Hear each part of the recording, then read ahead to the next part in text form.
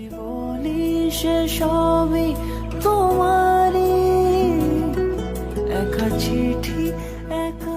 আচ্ছা, কখনো ভেবে দেখেছো ভালোবাসা ছাড়া এই পৃথিবীটা কেমন হতো? হয়তো যাদের কাছে অনেক ভালোবাসা আছে তারা এরকম গালে হাত দিয়ে বসে ভাবে না যে ভালোবাসা না থাকলে জীবনে এই হতো ওই হতো। কিন্তু যাদের কাছে নেই তারা ভাবে যে একটু খেয়াল রাখার যদি একটা কেউ হতো, কেউ যদি একটু জিজ্ঞাসা করতো যে দিনের শেষে দিনটা কেমন গেল, কতই না ভালো।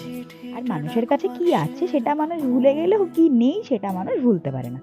ভালোবাসা তো অনেক রকম হয়, বাবা মার ভালোবাসা, বন্ধু বান্ধবের ভালোবাসা, একজন স্পেশাল মানুষের থাকার তার ভালোবাসা একটু আলাদা আলাদা হয়।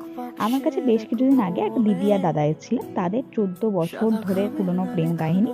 আর সেই 14 বছরই তারা খুব আইসক্রিম খেতেন, আইসক্রিম একে অপরকে উপহার দিতেন, আইসক্রিমের গাছগুলো জমিয়ে রেখেছিলেন সেগুলো দিয়ে বিয়ের কাজ করার জন্য। আর ভালোবাসা বড্ড ছোঁয়াচে।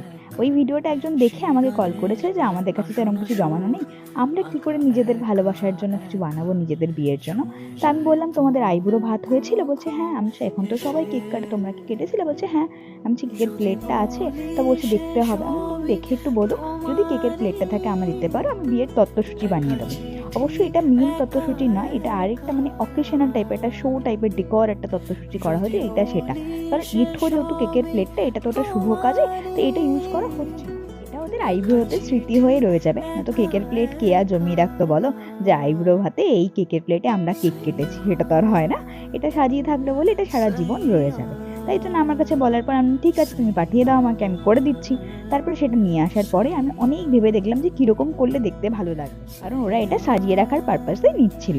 আমি অনেক অনেক অনেক ডিজাইন ভাবলাম, তারপর ভাবলাম যে কালার তো করছি, এবার একটু কলকাও করে দিই, কারণ বাঙালি বিয়ে কলকা না থাকলে হয়। তাই জন্য আমি অনেক রকম কলকা করেছি। আমি বেশিরভাগ কলকাটাই করেছি কলকা পেন দিয়ে। তোমাদের যদি কলকা পেনের ডিটেলসটা দরকার হয় আমাকে কমেন্টে বলো, আমি লিঙ্কটা তোমাদের দিয়ে দেবো। আমি এখানে সফট ক্লে ব্যবহার করেছি, তোমরা যদি চাও তোমরা চাইলে হার্ড ক্লেরও ব্যবহার করতে পারো।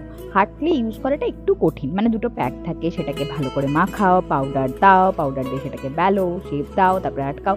হ্যাঁ, ওটা একটু টেকসই বেশি হবে, কারণ পুরো একদম পাথরের মতো শক্ত হয়ে যাবে।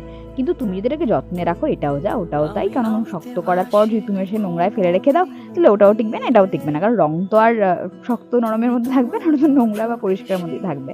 তো আমার মনে হয় সফট ক্লে দিয়ে কাজ করাটা খুব ইজি। যদি তুমি নতুন হও ক্রাফটার, সফট ক্লে দিয়ে কাজ করতে পারো, খুব ইজি হয়ে যাবে সেটা। আমি ধানও দিয়ে দিয়েছি, মানে যতটা আমার এফর্ট দেওয়া যেত আমি পুরোটাই দেওয়ার চেষ্টা করেছি। তোমাকে না লেখা চিঠিটা ডাক বাক্সের এক কোণে, সাদা খামের না লেখা নাম এঁকেছে তার গানে। তোমাকে না লেখা চিঠিটা ডাক বাক্সের এক কোণে, সাদা খামের না লেখা নাম এঁকেছে তার গানে। সেই চিঠি যত লেখা থাকে একা একা, সেই গানের না শোনা সুর আঁকা একা একা, ছুঁয়ে যায় তবু কখন এসে। যদি বলি সে সবই তোমারই, একা চিঠি একা একা। যদি বলি সে সবই তোমারই, একা চিঠি একা